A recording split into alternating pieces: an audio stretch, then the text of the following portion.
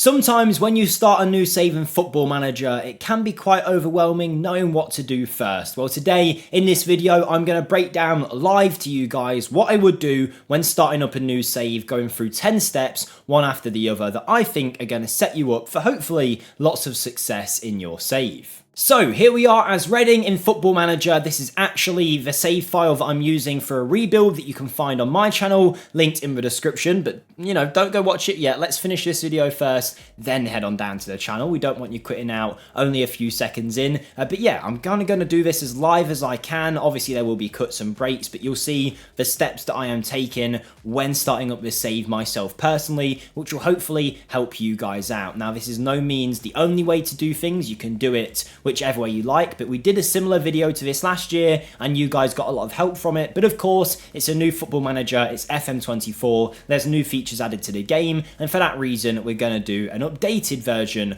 of this video. If you do enjoy the video, please go ahead and smash the like button, subscribe for more, and with that being said, let's get started. So, first day of your save. Obviously, when you start up, you'll have a few emails come in, read through those. You would do anyway. You're actually forced to action most of them anyway before you can move anywhere, so feel free to do that. But once you've got rid of those emails and cleared them, you will notice one of them was Club Vision and Expectation, and this is the first place where we're going to start, because it's kind of going to start the parameters of what this save is going to be. So step one, head on over to Club Vision and find out both what the club want you to do in terms of the club itself, and then also performances on the pitch. So it's a pretty vague description here, and I think that is because the owners are looking to sell the club, but the only thing they're looking for is work within wage budget here at Reading. Sometimes you will see something like sign under 23 players or sign players from Germany, whatever it might be. Keep an eye on that, because that might actually help you stay in a job if you are hitting some of those objectives, but maybe not doing so well on the pitch, where of course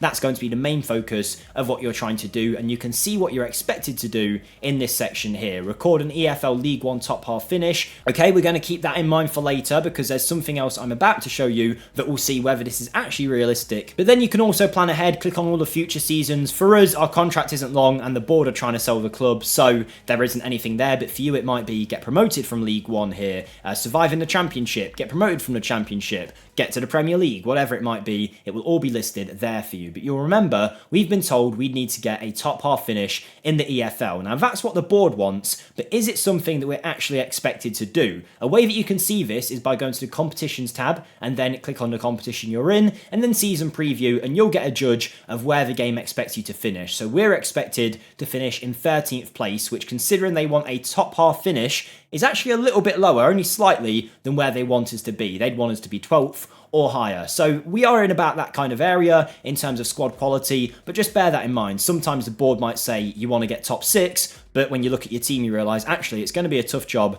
We're only in 13th place. Now, there's nothing you can actually do about that, but at least you know in your head what you've got to work with and what you kind of got to aim for over the course of a season. So step one, find out what's expected from you from the Club Vision screen, and then we're going to go from there. And we're only going to go down one tab here to the finances section, because to do all of this stuff they've expected of us, we need to know how much budget we've got. But there's something else we're going to check out on this page that I think is real crucial information that a lot of people miss, and I know I've been hit by this before as well. Firstly, the club's balance, 1.7 million. Take note of it, whatever it is. For you guys, it might be 10k, it might be 100 million. It depends on the club you're managing, of course. You'll also see a transfer budget and your wage budget. You also want to check out the debts and loans. We've got about 80 million pounds of debt here, meaning that the club are probably going to take some of the money that we make. They're not going to put that money back into the budgets. It's not necessarily a guarantee they'll do that, but the more debt you have, the more the club's going to want to pay that off before they give you loads of money to spend. Now, the thing that I want to note here, and I suggest you guys all look for it as well, is your transfer revenue. Some clubs that's going to be 100%, sometimes it's going to be 50%, sometimes, in Reading's case here, it's 10%, and that's really going to determine what we've got to do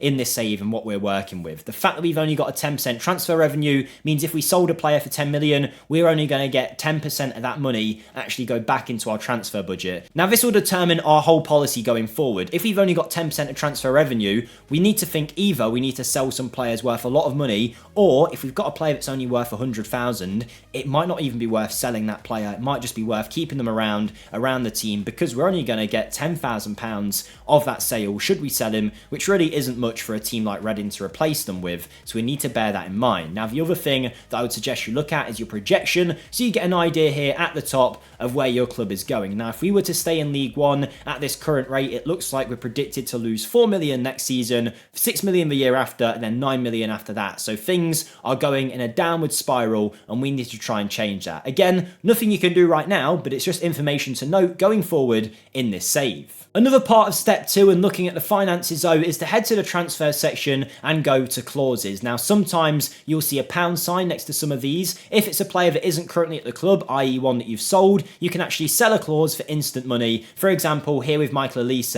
we've got 10% of his next transfer fee owed to us when he moves from Crystal Palace. However, sometimes in the game it will actually let you sell this clause. So instead of getting 10% of whatever Palace sell him for, we might be able to cash that out now for 2 million. We then get 2 million added straight to our budget that we can go and spend on new players, and sometimes particularly early on that can be very, very useful. Step 3, very easy, go to the dev center and make action on all of these players listed as first team candidates. Now you could go through and look at every player in the under 18s, under 21s. I know some people like to do this straight away and try and sell or release any players that haven't really got any potential. I don't necessarily suggest you need to do that. Instead, just look at all these players that are suggested as first team candidates. Here we have got a hell of a lot, way more than I would expect that we'd normally have in a team like Reading, but I suppose that's their current situation. And then just go through each one and decide, you know what, is he coming to the first team or not? I would say if they're 2.5 stars or more, send them to the first team. If not, try and look at loans, or you can leave them there, but at least be aware of the players in this section, because sometimes there's some hidden talents or players that you need to get out on loan. That way you can loan them out and they'll be a good player for you later down the line. So familiarize yourself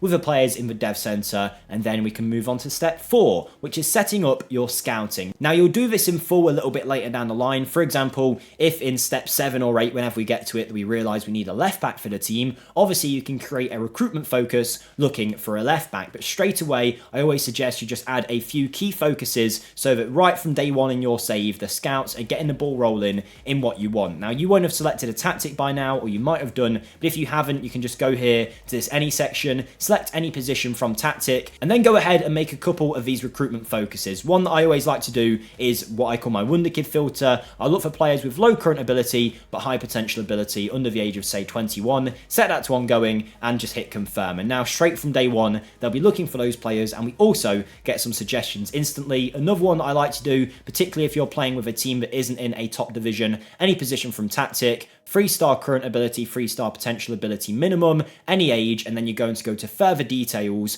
click this down button, and then go to contract status, expired, and then we'll also select this to ongoing. That's going to bring any players forward whose contract is currently terminated, free agents that we can bring into our team that could be good suggestions. So the scouts can go out and look for them, recommendations for our side that could help us out pretty quickly. So we've got off to a good start in a few minutes. We know what the board want from us, we know how much money we've got to do that with, we know about our dev center talents we've promoted to the first team if we have any good ones, which we're going to use for this next step, and we've also got our scouts out there. So for the next step, you'll obviously want to start analyzing your squad. That way you can figure out who to sell, who to buy, but to even do any of that in a squad planner, you'll need a tactic. So go ahead and create a tactic. For you guys, you might not know exactly what you want it to be just yet. Just click the recommended tactic that the game gives you. It'll be indicated by some thumbs up. Actually, I'll show you now. If we go to create new tactic, you'll see these ones with a thumbs up. If you're just trying to analyze your squad early on, just click confirm on whichever one has got that thumb, and then you can go ahead to squad planner and then plan your squad based around the tactic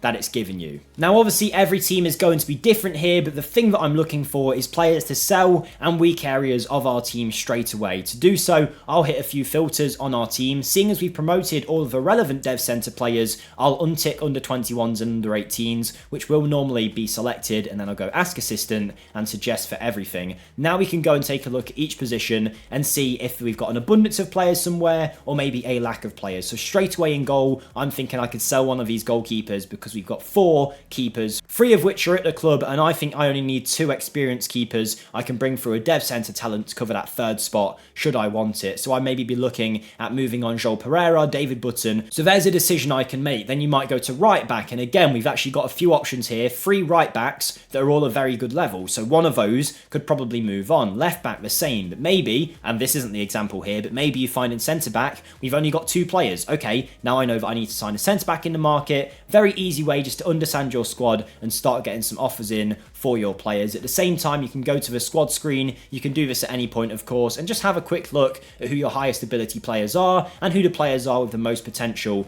at your club. And then you can start to build a little vision in your head about, okay, I want to maybe use Kylan Vickers as often as possible. You can get some information from here that is going to guide you going forward in your save. Next is specific for FM24, something that I suggest all of you guys do straight away. Go to tactics, go to set pieces, and create your set piece routines based on the staff preferences should you want to, or your own preference. I always follow the staff preference. It doesn't really mean too much to me. I don't really know what's going to work and what isn't this year, so I'm just going to follow the staff. But what I suggest you do once you've done that, because you'll be forced to do that anyway before you play a game, but go ahead and create 3 different routines. Now I've just realized it's because it's set to defense, there's no additional option here for another routine, but go to attack and create 3 different routines for your team. So if we said create new routine here, click whichever one makes sense to you, go ahead and go for, maybe we want a short corner as well, and then you can sort how often these ones happen. So we could go for something like this. So the short corner happens less often, but we go for the far post in swinger. The reason I suggest you do this is for one reason, and it's not because that the opponents are going to figure out what kind of corners you're doing and you need multiple routines. It's actually just sometimes, say you're always swinging the ball into near post, if you come up against a team that's got, say, Van Dijk at near post, for that game,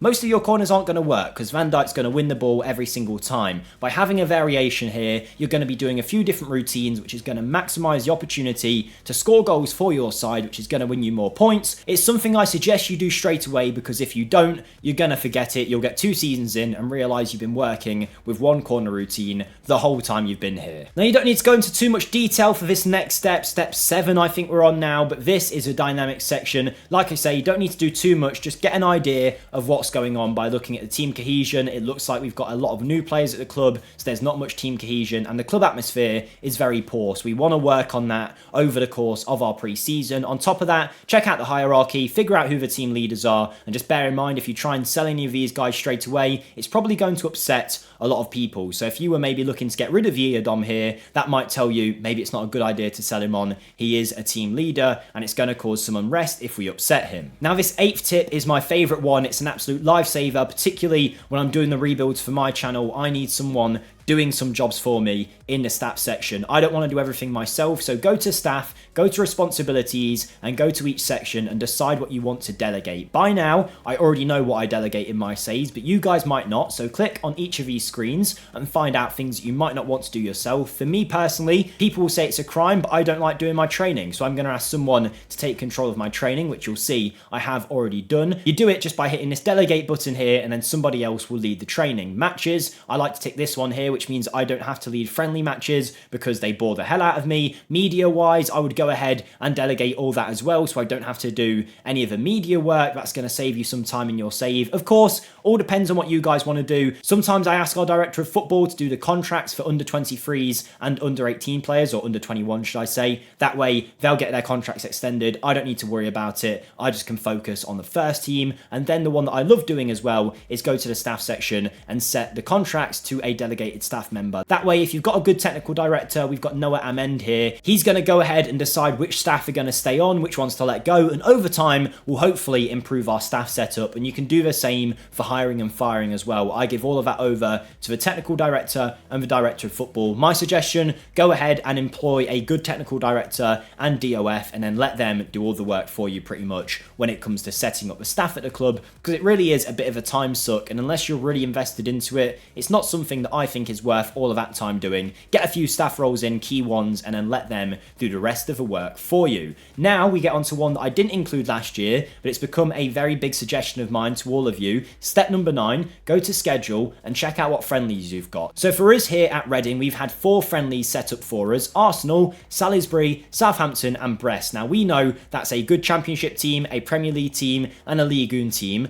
And then we've got a match in League 1. Now, as much as that is going to help us fitness-wise, our morale's going to be shot if we lose all of those friendlies. So what I like to do is sprinkle in a few more friendlies, particularly against lower level teams. I like to do them before the start of the season to build up some morale, particularly in the last few games. Like, yeah, great, have your match against Arsenal, which will hopefully bring some money in, but maybe I'd cancel this one against Brest, and instead I'd go ahead and ask for, say, another team like Salisbury, that kind of level. So a few days before we play Peterborough in League One, we bang goals past these rubbish teams, and it does help you. It will boost your morale and give you that little bit extra of an edge. How do you set up a friendly, you might be asking? Well, click this arrange friendly button, choose a date that's available. So for us, we might go for this one here on the Tuesday before the start of the season. Ideally you wouldn't, maybe you'd cancel this Brest game like I say and put one on the weekend, but just to show you, you'd then go down, you choose a team. I would go to very small reputation sides, Baldock Town. This way we get more fitness from our players. You can rotate as much as you want during these pre-season matches, and hopefully if we bang 10 goals past them, that's going to help us out in the long run. So now we know everything we need to know. Finances, what's expected, our good players, our good young players, and we've got scouts going out looking for players, we've got set pieces set up, and we've got a bunch of friendlies coming up too. Now you can get stuck in to the best part, which is of course your transfers. Advance a few days, get some scout reports in, identify where you're weak in your team, improve those areas. If you've got too many players in one area, sell them on, get working on the transfer business, and then you're good to go to kick off your save. And I promise you, some of the things you've done here are really going to improve your chances of winning matches and getting off to a good start. Worst thing you can do is forget about doing half of this. You forget to extend your staff contracts, you don't have any set piece routines, you forget to do your scouts. Before you know it, you've lost 3 matches, you're bottom of League One, dynamics are shot, and then you're getting sacked. It's not what you want. Follow these tips, follow this guide if you need it, and hopefully that's going to help you out in your save. Thank you for watching. I've been Jake for FM Scout. I'm out of breath. It's a lot of talking, so I'll see you next time. Goodbye.